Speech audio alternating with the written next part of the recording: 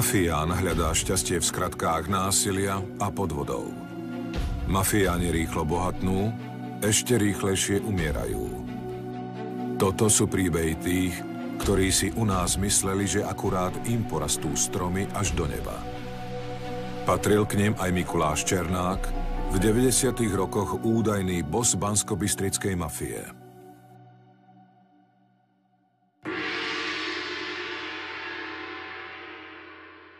Mikuláš Ček, ktorý je označovaný tak všeobecne za bossa celého slovenského podsvetia, pochádzal z takej malej horehronskej dediny, z veľmi takej jednoduchej rodiny a vlastne na jeho takom osobnom vývoji psychologicky nebolo až nič také mimoriadne.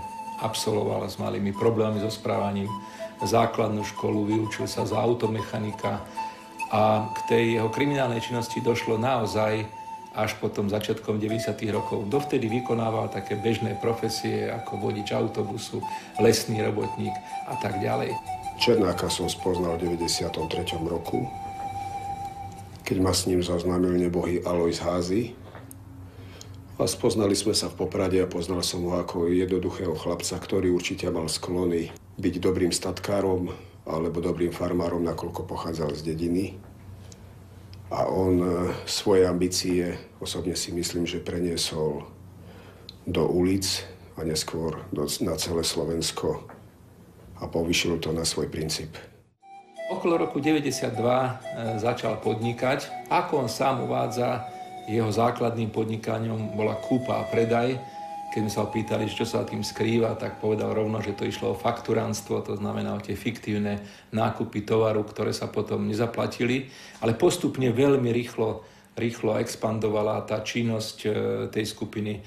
Založili si SBS-ku, založili si stavebnú firmu, kúpili plno krčiem, erotických salónov. Z Brezna, kde začínali, rozšírili pôsobnosť do Bystrice po celom stredoslovenskom kraji a postupne sa vlastne stal v tom slovenskom podsvetí takou rešpektovanou postavou, ktorej sa do istej miery podriadovali aj tí šéfovia tých iných regionálnych skupín. Mikuláš Černák bol capo di tutti capi, teda šéfom všetkých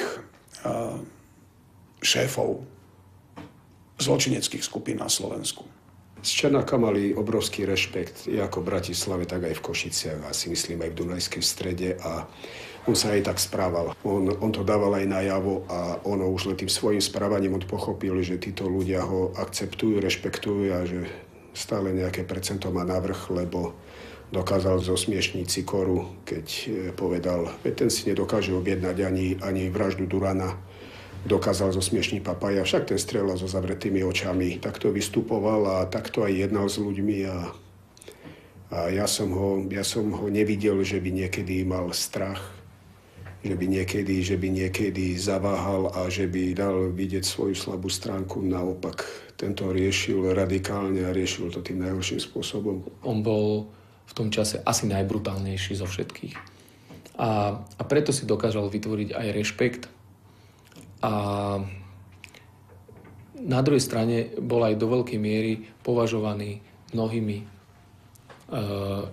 inými predstaviteľmi organizovaného zločinu akože za férového chlapa. Takýto mýtus okolo neho vznikol, ale vedelo sa o ňom, že on ide naozaj rovno a bezohľadne.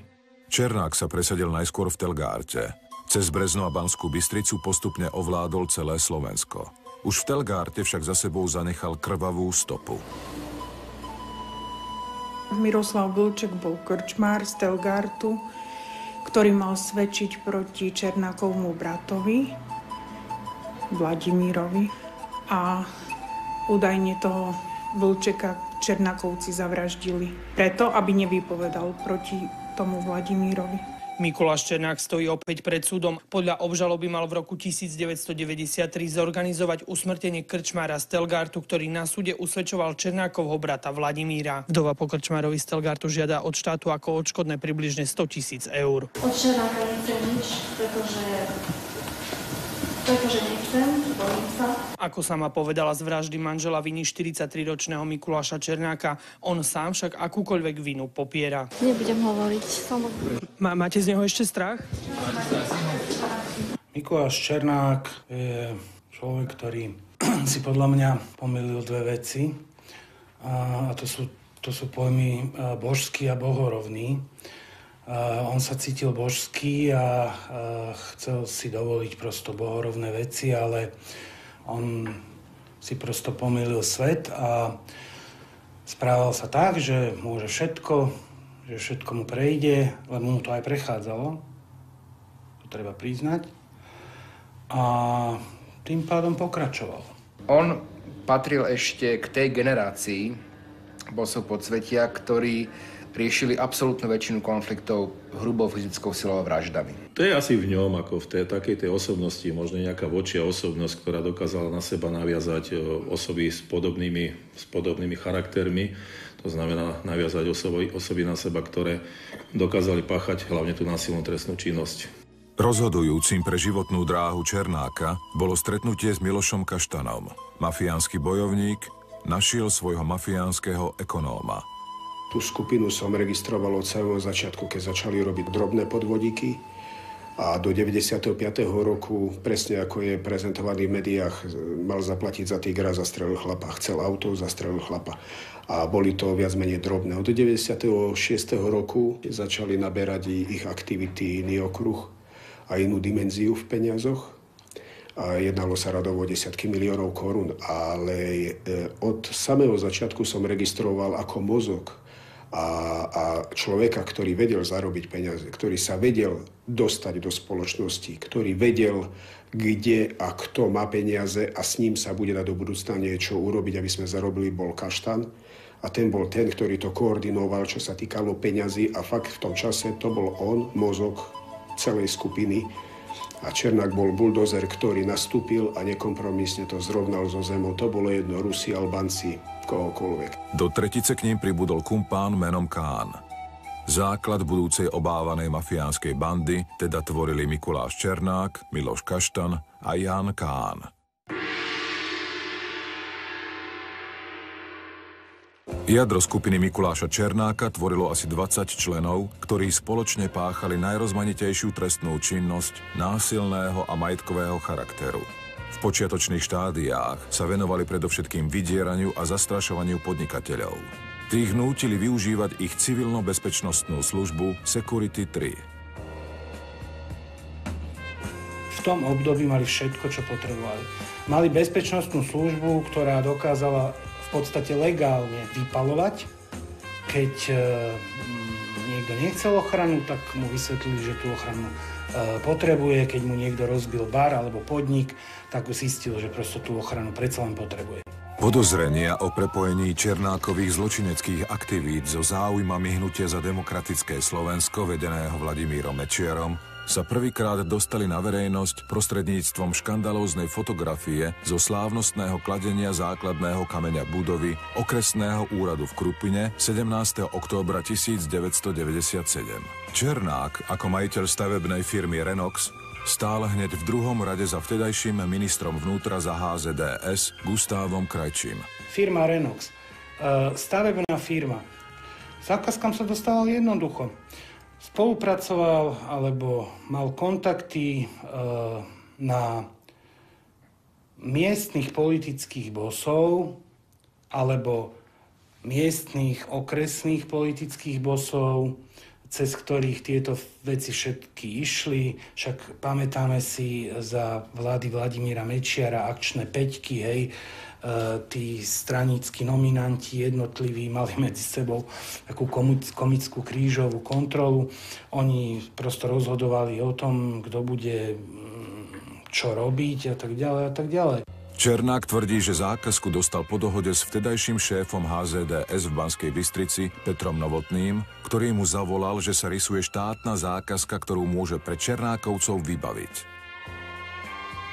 Bez politického rozhodnutia takáto zákazka na budovu okresného úradu v Krupine nebola možná. Sám sa napríklad chválil, že mal na výplatných listinách mnohých policajtov. Prečo tomu tak bolo? No jednoducho, zločinecká organizácia, ak chce dobre fungovať, tak musí kooperovať alebo musí si získať, tak povediac, krytie, či už v polícii, na prokuratúre alebo na súde. A to sa dá buď teda takým spôsobom, že týchto ľudí buď skorumpuje, alebo ich vydiera. Dnes už niet pochybností, že vtedajšie vedenie Slovenskej informačnej služby využívalo pri plnení niektorých politických objednávok aj mafiánske bandy. Do tohto plánu zapadal aj Černák, boss najvýkonnejšieho zabijáckého komanda na Slovensku. Existoval nejaký záujem, prečo Sviechota komunikoval s Kaštanom.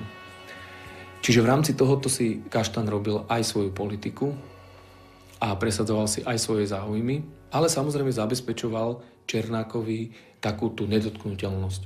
Lebo to nebolo možné, že išiel Černák po meste, po Banskej Bystrici autom, aj neviem, či s Kaštanom teraz, alebo s Kánom, s jedným z nich a proste jeden z nich pil plechovkové pivo, zastavilo pri nich policajné auto, pozeral sa na nich policajt, mali otvorené okno a proste on dopil jeden z nich tú plechovku a hodil mu ju do auta, že čo čumíš a vypadni a proste ten policajt iba zavrel okno a odišli preč. Čiže to nebolo len v tom, že tí policajti sa aj fyzicky báli, lebo ten región je malý a Mikuláš Černák si ho vedel kedykoľvek nájsť a mimo služby mu mohol ublížiť. Ale bolo to aj tým, že proste vedeli tí policajti, že čokoľvek by podnikli, tak by to proste narazilo na nejaký telefonát z Bratislavy, aby bolo povedané, že no, tadiaľto cesta nevedia, lebo je nejaký iný záujem.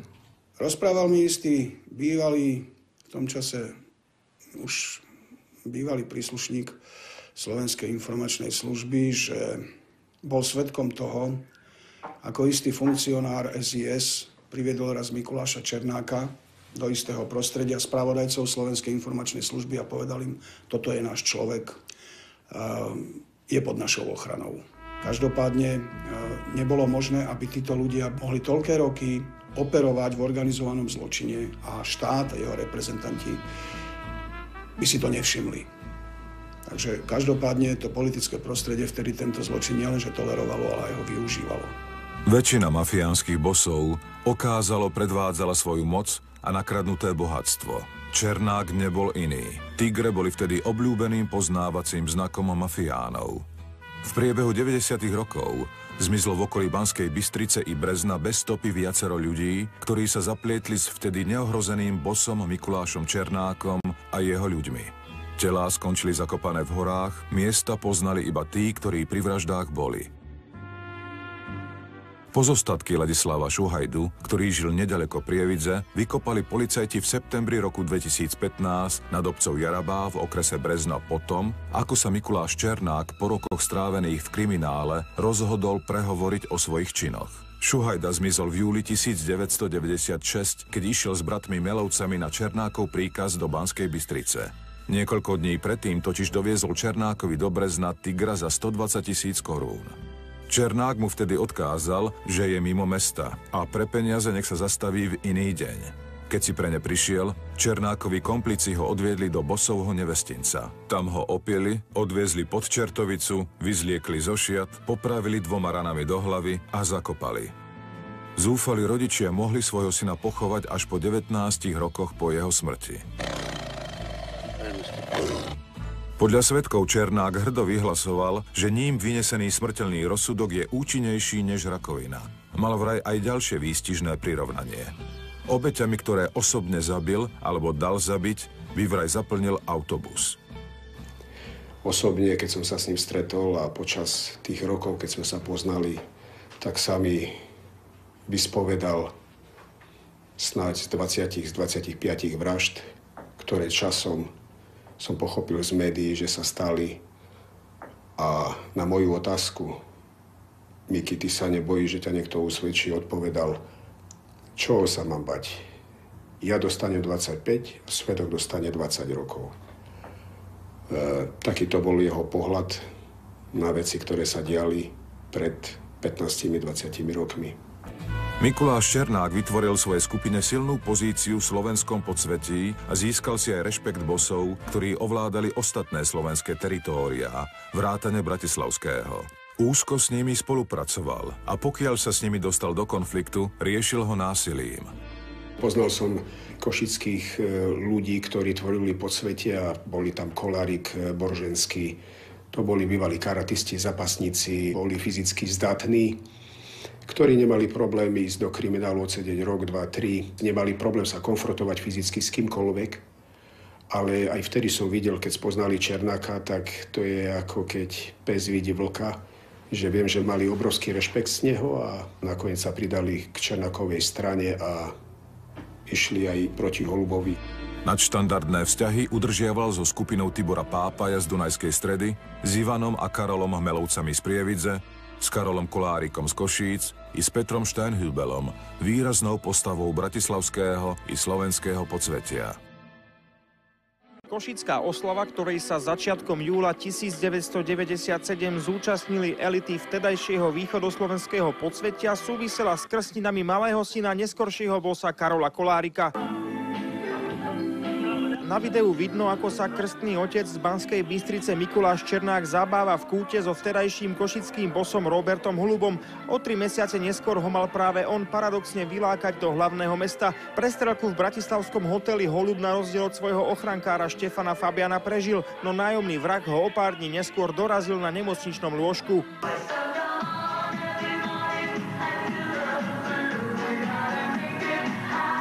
Kolárika s prezývkou Karčí rozstriedali dávkou zo samopalu o 2 roky neskôr. Dušan Boržanský alias Borža dostal pre prípravu jeho vraždy 14 rokov.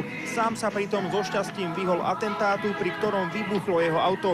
Aj Holubov švagor Alexander Horvát, prezývaný Šani, pokus o vlastnú likvidáciu prežil, no zostal pripútaný na vozíku. Vtedajšia vláda Vladimíra Mečiara udržiavala prostredníctvom SIS a jej námestníka Jaroslava Sviechotu s podsvetím nadštandardné vzťahy. Mafiáni neslúžili vždy iba na krvavé činy, ale údajne aj na výpalníctvo pre vládnucú stranu. Černákovci však pritom narazili na nečakane odolného súpera. V médiách sa viackrát objavili podozrenia, že Mikuláš Č. organizoval pokus o vydieranie majiteľa Drukosu Františka Mojžiša. Ten z obavy o život nakoniec previedol svoj majetok na biskupský úrad. Vyšetrovatelia obvinili Mikuláša Č. z vydierania ďalších podnikateľov. František Mojžiš bol nezávislý, nemal tú ochranu politickej moci nad sebou, čiže bol v podstate ľahkou korisťou. Zabudli na to, že František Mojžiš je veľmi tvrdý chlap a že sa im postavil na odpor a že urobil vyhlásenie, kde síce tú Černákovú partiu ani tú jeho firmu nemenoval. A oni si na to usporiadali tlačovku, kde sa voči tomu ohradili, čo bola hrubá chyba. Pretože ich nikto nemenoval, tak mali byť ticho. Nemali zrejme ešte PR skúsenosti. A tým, že usporiadali tlačovku, v ktorej odmietli tieto obvinenia, že oni by mali podnikať niečo voči Drukosu a voči Františkovi Mojžišovi, tak ukázali na seba prstom.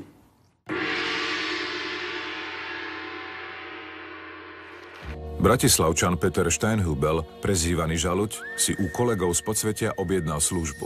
Mali prinútiť inžiniera Vladimíra Bachledu, spolumajiteľa Tatra Vagónky Poprad, aby sa vzdal svojho obchodného podielu v prospech Steinhübela.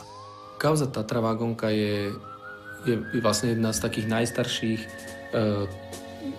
privatizačno-mafiánskych kauz. A samozrejme, že pán Bachleda sa dostal k tej Tatra Vagónke v rámci proste nejakých vzťahov, ktoré vtedy fungovali. Privatizovala tu len veľmi úzka a vybraná skupina ľudí.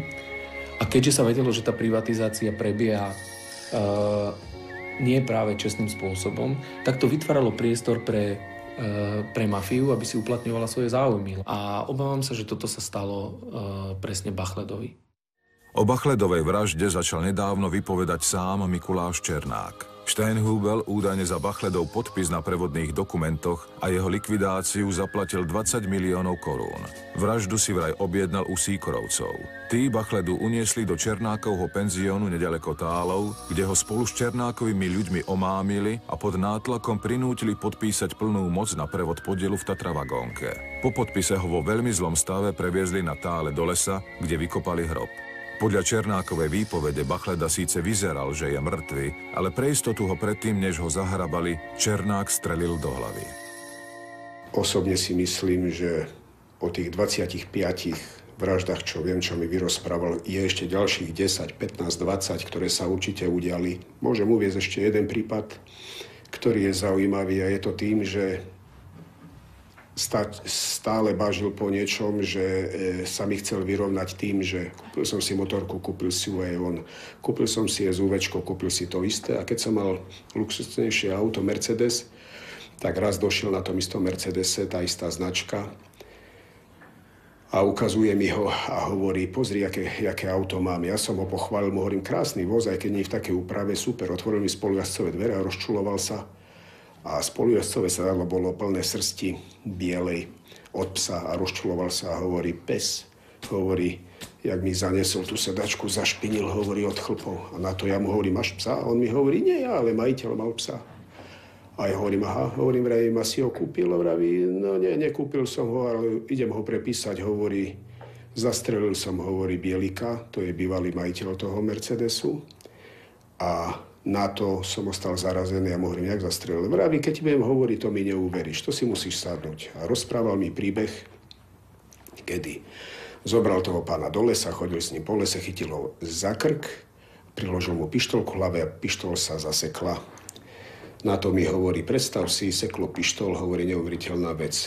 Na to prikladám mu druhýkrát pištolku v hlave, idem stisnúť spúšť, seklo druhý raz. Tak búcham s tou pištolou do stromu a si hovorím, to není možné. Ten sa mäta a kričí, Miky, ty ma chceš zastreliť. Vraví, ja ťa nechcem zastreliť. Zobral som tretí raz, priložil som, vtedy som ho strelil a na to mi hovorí, ale to bol iný elegant. A ja mu hovorím, a prečo? Mi hovorí, ten mal byť voňaný aj slipy.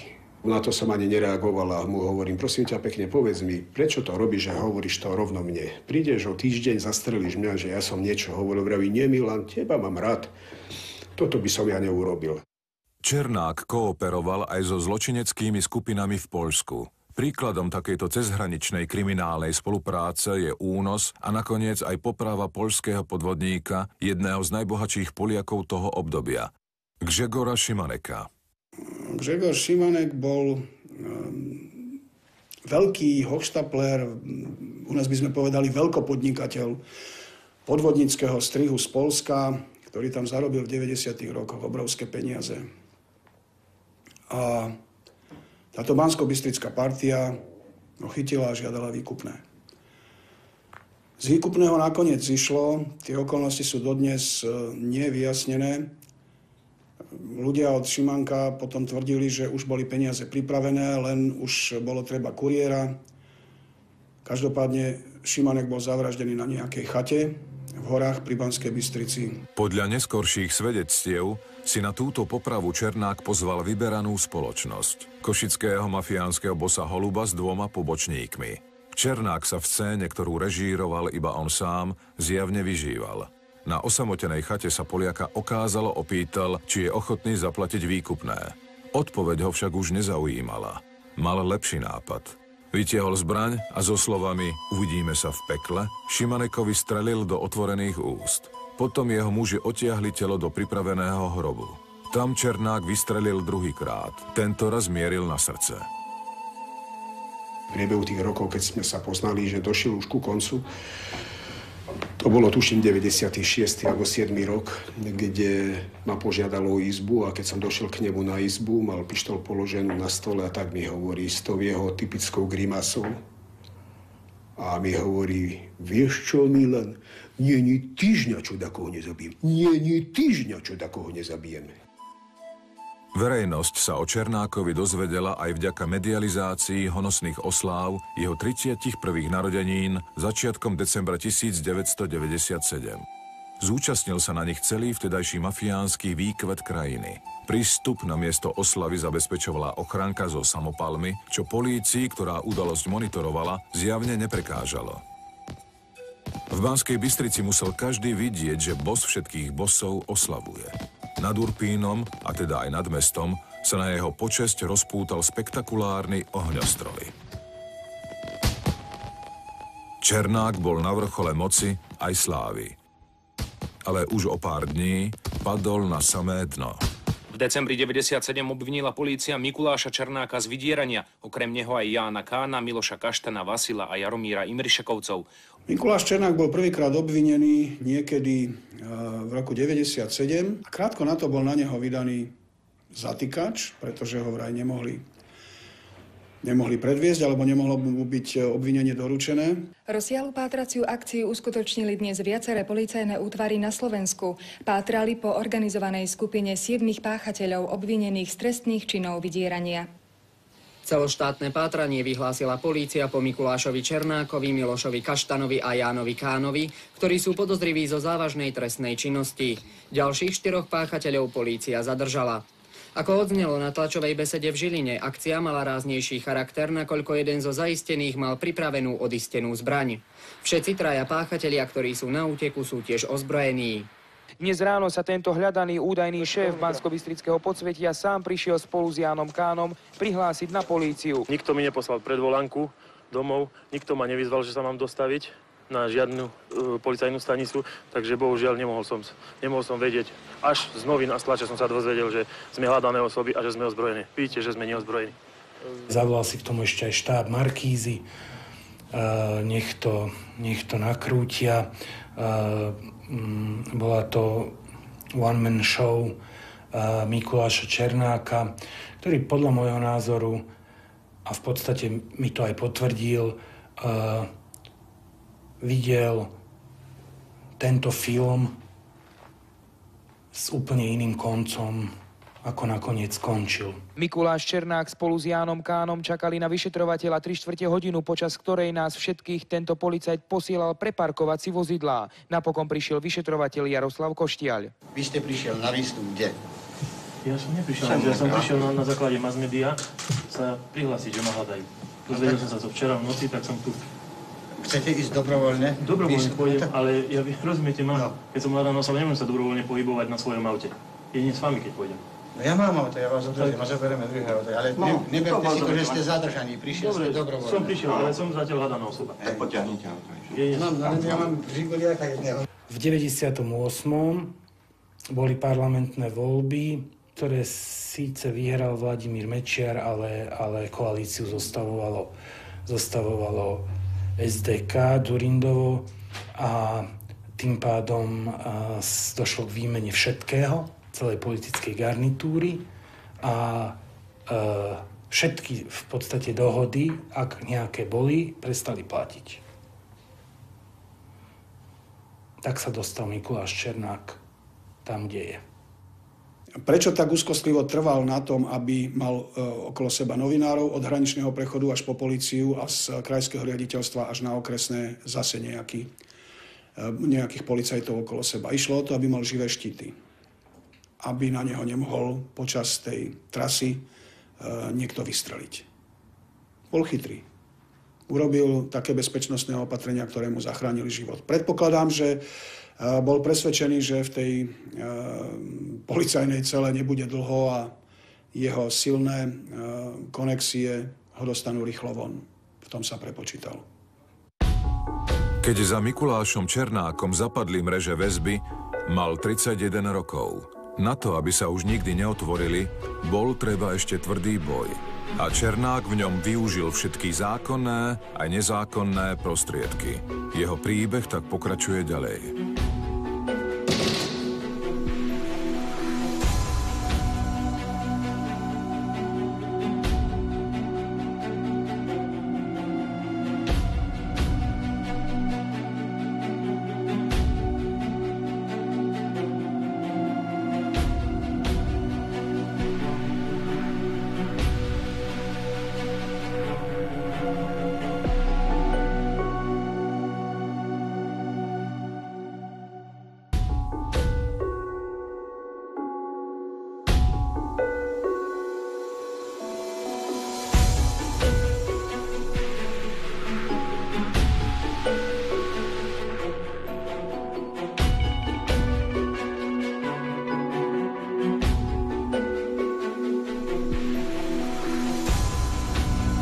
Mafián hľadá šťastie v skratkách násilia a podvodov. Mafiáni rýchlo bohatnú, ešte rýchlejšie umierajú. Toto sú príbehy tých, ktorí si mysleli, že akurát im porastú stromy až do neba. Je to aj memento pre tých, ktorí by ich chceli obdivovať, či dokonca napodobňovať. Spravodlivosť si ich dokáže nájsť tak či tak.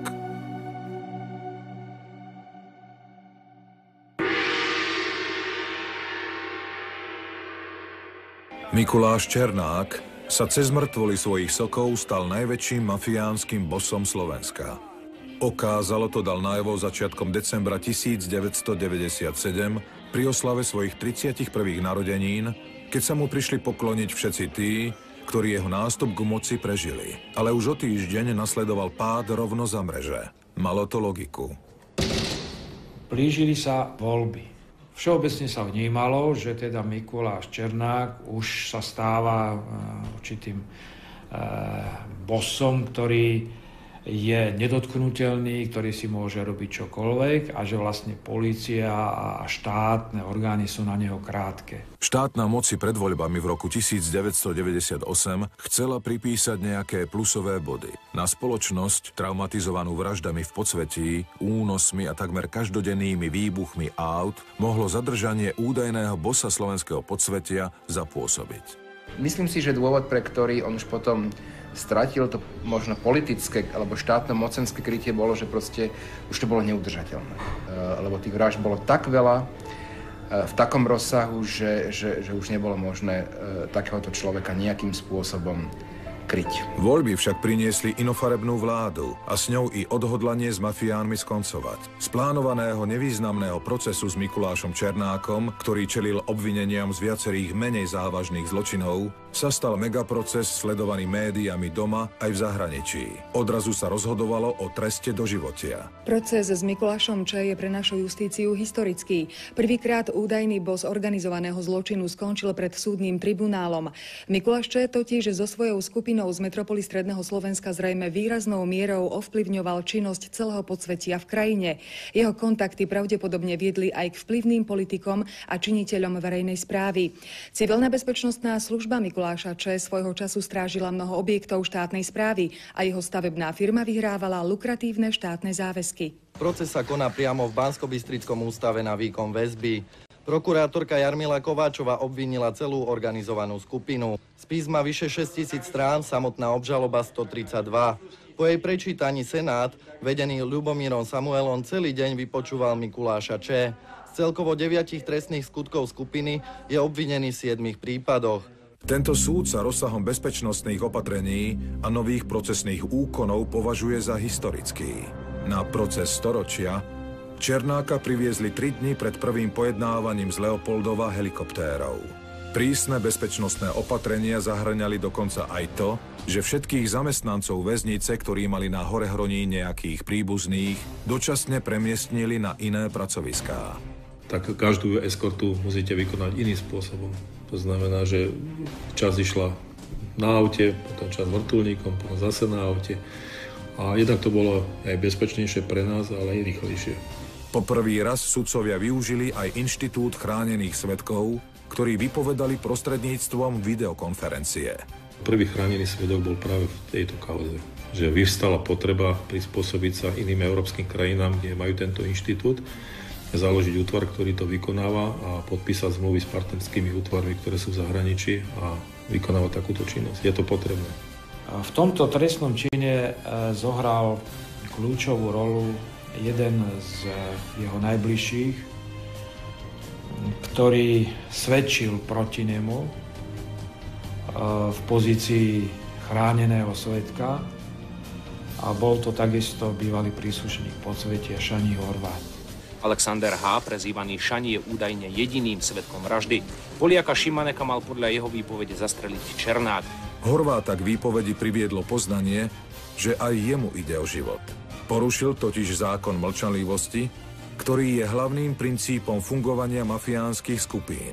Chránený svedok Šani Horvát viackrát menil svoju výpoveď a keďže bol v režime ochrany, tak nebol nejakým spôsobom v kontakte s verejnosťou. Avšak jediný, ktorý ho navštívil, bol jeho obhájca, jeho advokát z východného Slovenska.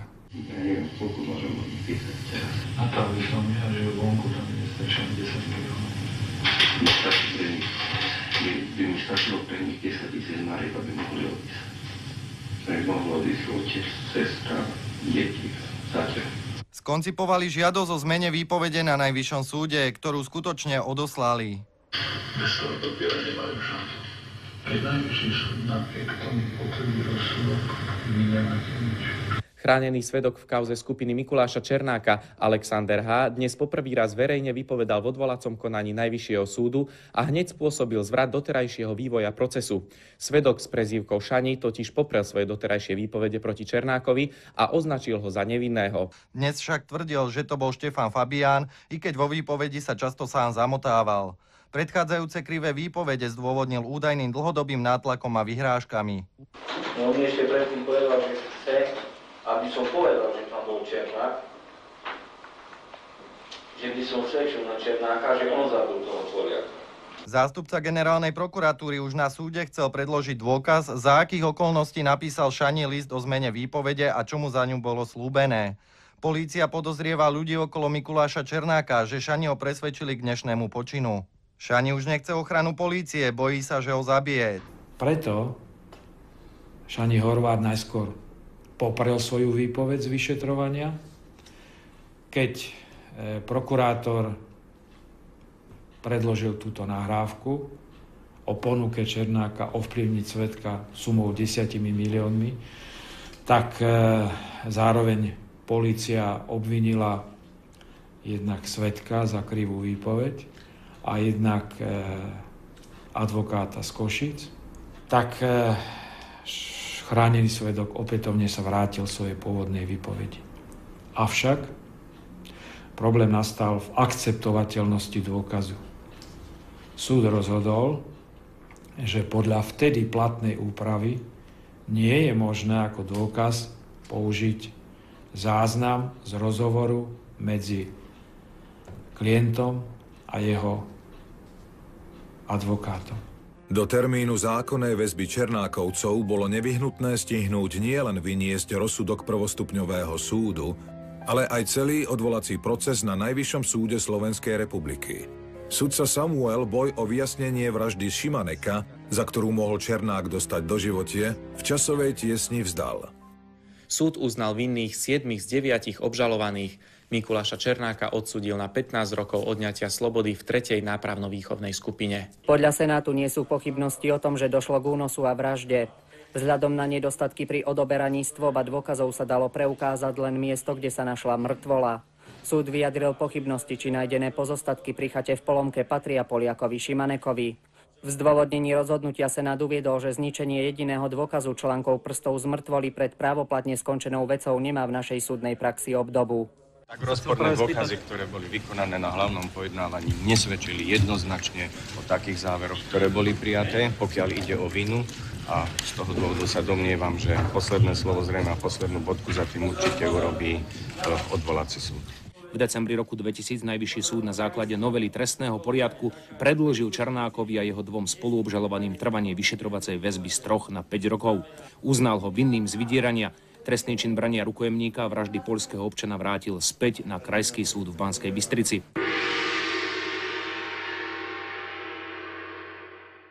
V Banskej Bystrici v časti Kynceľová dnes predpoludním 5 výstrelmi zo samopalu neznámy páchateľ smrteľne zranil poškodeného a svedka v procese s Mikulášom Černákom a spol. Ide o 30-ročného Mariána Karcela. Ten počas prevozu do nemocnice zraneniam podľahol. Svedok Marián Karcel, na rozdiel od mnohých svedkov pred ním a aj po ňom, svoju výpoveď proti Černákovi nikdy nezmenil. Umlčať ho teda mohla len smrť. Pripomeňme, že zavraždený Marián Karcel figuroval ako svedok v jednom z 9 bodov obžaloby v trestnej veci Mikuláša Černáka a spol. Karcel bol totiž majiteľom penziónu majú v hodnote 3,5 milióna korún, o ktorý ho mal Černák a ďalší 2 spoluobžalovaní pripraviť. Paradoxne, Mikuláš Černák je za toto obvinený a v tom čase bol vo výkone trestu odňatia slobody, ale tam bolo preukázané, že túto vraždu organizoval priamo z väzenia. Dnes si už nevieme ani predstaviť, akými brutálnymi metódami mafia zastrašovala svedkov svojich zločinov. Polícia už pozná identitu mužov, ktorých našli v pondelok uhorených v aute na horskom priechode Šturec. Jednou z obetí je Andrej Ambrós z Mýta pod Ďumbierom, ktorého našli v aute kľačať na mieste spolujazdca s hlavou opretou o volant. Táto neprirodzená poloha naznačuje, že muža zavraždili a následne položili do auta. Zavraždený muž je známy ako spolupáchateľ v prípade únosu a vraždy Poliaka Grzegorza Šimaneka. Na Andreja Ambróza prepísal Mikuláš Černák svoj penzión v Bystrej, v ktorom sa chovajú známe Černákove tigre. Penzión predtým patril Marianovi Karcelovi, ktorého tiež pred niekoľkými rokmi zavraždili.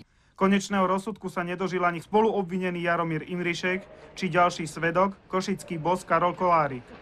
Mikuláš Černák dostal napokon 8,5 roka za dvojnásobné vydieranie. Keďže sa sudcovia zhodli na tom, že vražda Šimaneka nepatrí Černákovi, tak mu znížili trest na, myslím, 8,5 roka a podmienečne ho prepustili. Treba otvorene povedať, že keby v tom čase bol Mikuláš Černák uznaný vinným z tejto vraždy, tak v ďalšom období nemusel byť prepustený na slobodu a nebol by sa dopustil ďalších veľmi závažných zločinov. Keby tie orgány pred rokom 1998 policajné konali tak, ako by konať mali, tak tie vraždy a iné trestné činy by museli byť zdokumentované, vyšetrené a odsúdené oveľa rýchlejšie.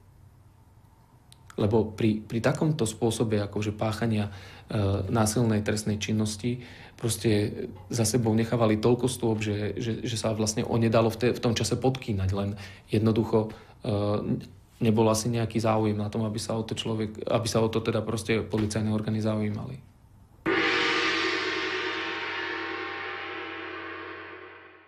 Mikuláš Černák, hlavný aktér najväčšieho súdneho procesu na Slovensku, je odnes slobodným človekom. Pred hlavnou bránou väzenia na neho čakali davy zvedavcov a novinárov. Po okolitých cestách krúžili limuzíny jeho ľudí.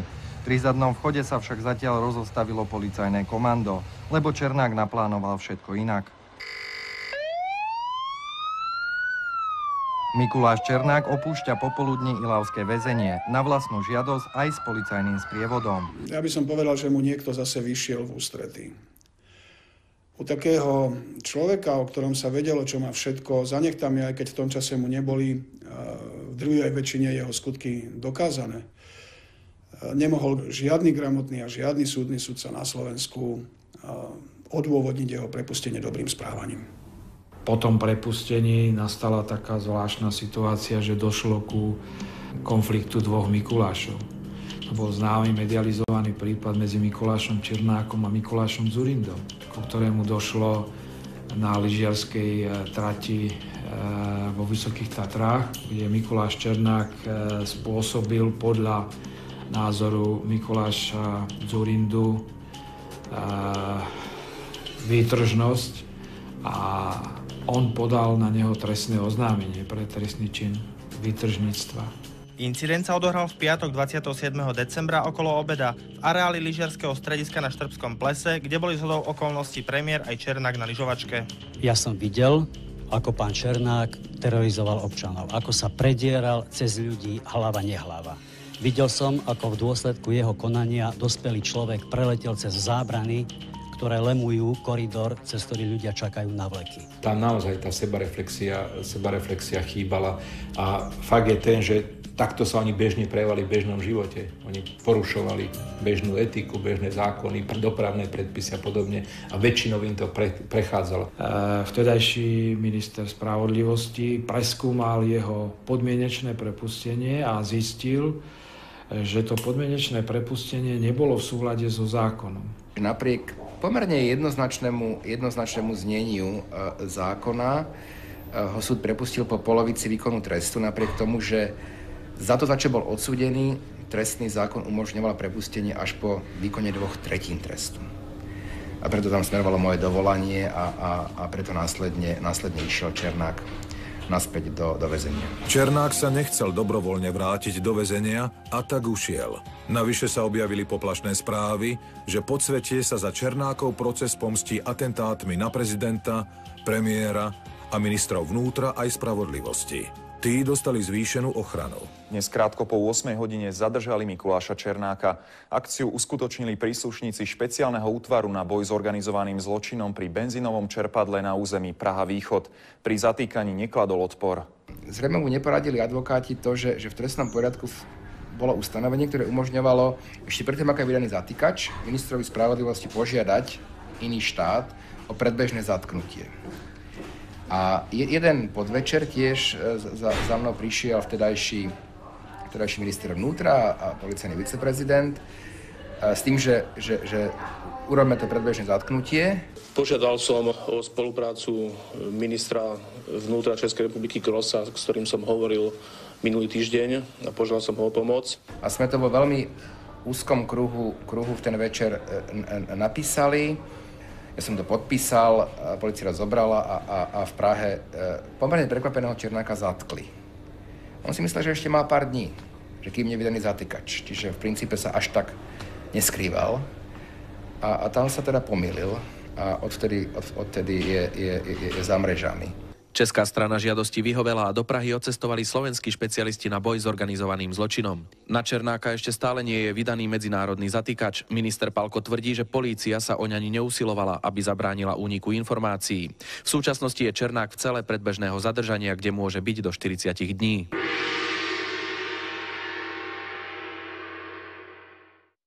Raz nastane tá doba, že tí ľudia začnú hovoriť, lebo v tej chvíli je to pre nich výhodné, aby začali hovoriť. A potom sa to zrazu začalo sypať. V 2004 alebo 2005 už potom zase boli nové obvinenia za vraždu, jednu, ďalšie. No a Mikuláš Černák sa už potom z toho väzenia nikdy nevrátil. Špecializovanému tímu, ktorý v roku 2004 vytvoril minister vnútra Vladimír Palko, sa podarilo objasniť sériu vražd, z ktorých bol obžalovaný Mikuláš Černák. Imrich Holach zmizol, tam nebolo presné miesto hrobu určené, tak sme tam asi 4 dní kopali s mechanizmami a na 4. deň sme našli telo asi v 2-metrovej hĺbke. Telo je v trestnom konaní dôkaz. Šipoš Potáš sa prišli sťažovať na Pápaja k Černákovi. Je preukázané, že spáchal to Mikuláš Č. A tieto tela boli zakopané na Tajove. Stalo sa to v kancelárii, kde boli títo poškodení zastrelení. A môžem povedať, že na mieste činu sme aj po rokoch našli krvné stopy, ktoré sa úspešne podarilo analyzovať a DNA sa stotožnila, teda zhodovala s poškodenými. Jozef Filip bol zavraždený pri Liptovskej tepličke priamo nad hrobom a v úvodzovkách bol to darček pre istého popradského podnikateľa, ktorého tiež zaradili do tejto skupiny. No a tiež tam boli nejaké podozrenia, že je to policajný informátor a de facto bola obava z jeho konania nejakého. U mňa v hoteli sa objavil človek, ktorý dlhodobejšie pobýval v Poprade a ja som bol upozornený samotným Černákom, že ten človek je policajný informátor, aby som si dával na neho pozor. Ja som na to povedal Černákovi, vieš čo, je to dobre, že je tu, aspoň vidia policajti, že nič nerobím. Tento človek so mnou páchal ekonomickú trestnú činnosť, čo mňa v podstate zaujímalo. Bol som ten typ, ktorý neznášal násilie a nebol som ale snažil som sa zarobiť peniaze. Aj keď nelegálnym spôsobom, za čo som bol aj patrične odsúdený. Spomínaný pán Filip sedel u mňa v reštaurácii, kde bol televízor a v poludňajších hodinách prebiehala relácia v televízii Polícia pátra a podišiel som zozadu k nemu, sedel s klobukom na hlave a točil si na prste granát a pozeral sám na seba v televízii, kde bola jeho fotka. Ja mu hovorím, Jožo, nevadí ti to, že si v televízii? On vraví, nie. Na to som odišiel preč na recepciu a volal som môjho spoločníka, ktorému hovorím, prosím ťa pekne, volaj policajtov a buď taký dobrý, povedz, že na 8. poschodí v reštaurácii sedí človek, ktorý je hľadaný políciou a je po ňom vydané pátranie. Ten človek aj volal na políciu a ja už ďalej rokmi neviem, ako sa to udialo, len nedošli žiadni policajti a tento príbeh pokračoval tak, že oslavoval som svoje narodeniny A v deň mojich narodení nabehol Černák aj so svojimi ľuďmi do mojho nočného baru. Došiel za mnou a pýtal sa na spomínaného Filipa s tým, že ho potrebuje nájsť. Oni boli asi skupina 5-6 ľudí, išiel som s nimi na chatu. Samozrejme, Filip bol na chate, Černák s ním debatoval, hovoril nejaký príbeh s ním. Na to všetci sme sadli do aut a odišli sme preč smerom ku lesu. Keď sme išli, tak pamätám si, Filip mu hovorí, bol som u veštice a veštila mi, že bude mať dlhý život. Na to Černák hovorí, vieš čo, ona ešte nevedela, že stretneš mňa. Kde kto stal, popíšte? Černák prešiel tu na dozadu za Černák prešiel tu, postavte, tu na dozadu za Filipa. Tak? Áno.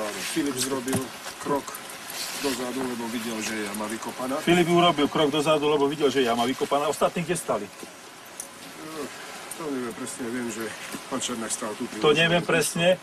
A pán Černák priložil mu pištol pod ucho a strelil. Mu priložil pištol pod ucho a strelil. Keď som sa pozrel smerom, kde zaznel výstrel, tak som videl, ako opara alebo para ide z hlavy tomu človeku a videl som, ako ruku dáva dole niekde z oblasti ucha toho človeka. Na to ma otočil, poblahoželal mi k narodeninám. Všetko najlepšie k tvojim narodeninám, odzovky, a dodal, a už je s nami v tom. Jozef Štefan, keď mal dávať pozor na jednu manželku jedného podnikateľa, tak ju znasilnil. To bol ten pravý dôvod, prečo sa stal tento skutok. Vražda Karcela to boli tie podnikateľské aktivity ohľadom predaja jedného objektu. Lenhard mal spor s miestnymi, a to bol asi Ivan a Karol M., ktorí ho aj vylákali do Banskej Bystrice, Černákovej firmy. No a tu ho za pomoci ostatných komplicov zvalili na zem a Mikuláš Černák ho zastrelil. Lenhard, keďže asi vedel, že Mikuláš obete zakopáva alebo necháva zakopávať, on ho sám požiadal, aby ho nechal vonku. Podľa výpovedí svedkov sa mal samotný Mikuláš vyjadriť, že v tom zmysle, že vidíte, to bol chlap, ani neprosil o život. Pravdepodobný motív vraždy Slivenského je to, že hľadal strelca na Mikuláša Č. A to vám poviem príbeh, ktorý sa odohral u mňa v hoteli, kde som bol so Slivenským, s Černákom, dole v bare sme sedeli. Na kaviarni boli ďalší dvaja ľudia. Až sa nemýlim, jeden z nich bol Melo, toho som videl prvý raz v živote. A keď došiel Slivenský, podišli k nemu, niečo s ním rozprávali a odišli s ním do tých šatní, ktoré sa nachádzali za herňou. A po čase som tam išiel ja a vtedy som videl Slivenského na zemi ležať. Černák držal nož v ruke a ďalší robili nejaké pohyby mu pri hlave a keď som sa lepšie pozrel, tak rezali mu hlavu. Na to ja vravím Černákovi, čo ty si sa zbláznil? Hovorím, si ty idiot, vravím, tak čo vy ste tu urobili? A na to hovorí, Mila, nedalo sa nič iné robiť, hovorí. A ten druhý, tuším, bol z Dunajskej Stredy, ten sa očividne na tom zabával.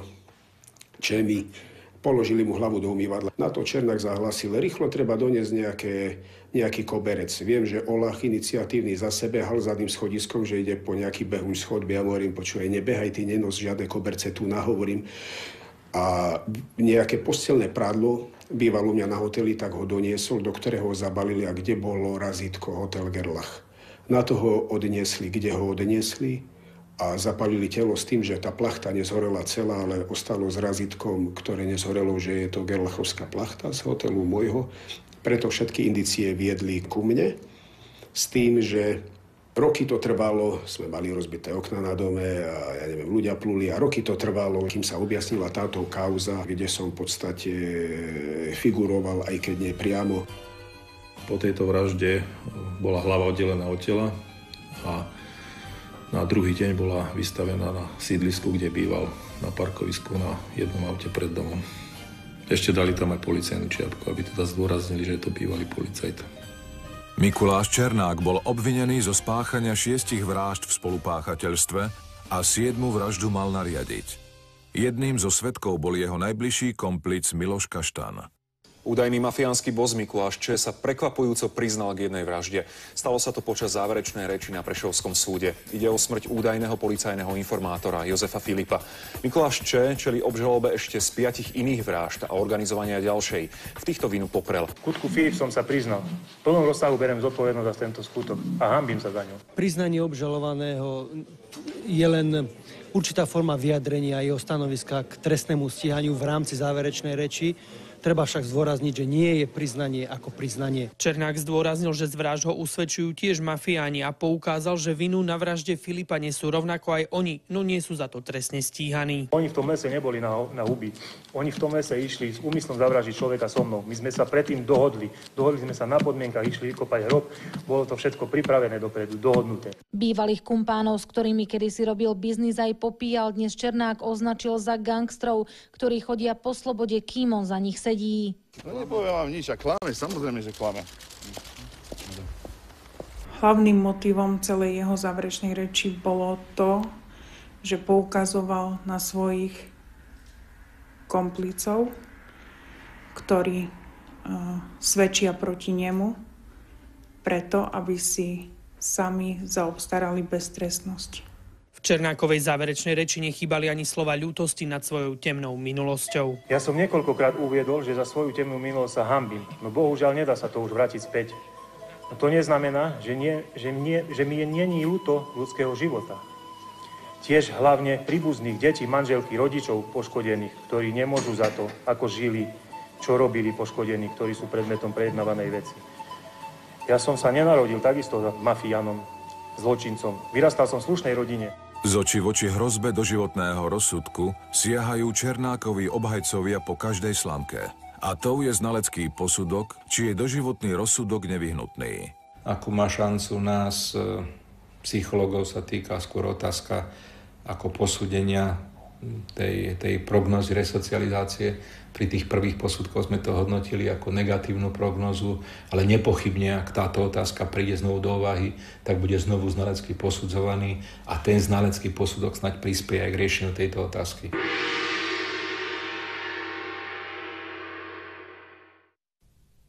Viac ako 4-hodinovú záverečnú reč zakončil prokurátor návrhom na doživotný trest. Obžalovanému Mikulášovi Černákovi navrhujeme uložiť výnimočný trest odňatia slobody na doživotie. Prokuratúra opiera svoj návrh o výpovede svedkov a odborníkov z oblasti psychológie a forenznej kriminalistiky. Osoba, ktorá by bola uznaná za trestné činy, ktoré sa jej kladú za vinu, nemá právo chodiť po slobode. Iný ako výnimočný trest neprichádza u nej do úvahy. V poslednej chvíli pred vynesením rozsudku Černák ponúka svoje priznanie k niektorým vraždám výmenou za kratší trest. Neúspeje. Pred vynesením rozsudku dostal tzv. Právo posledného slova.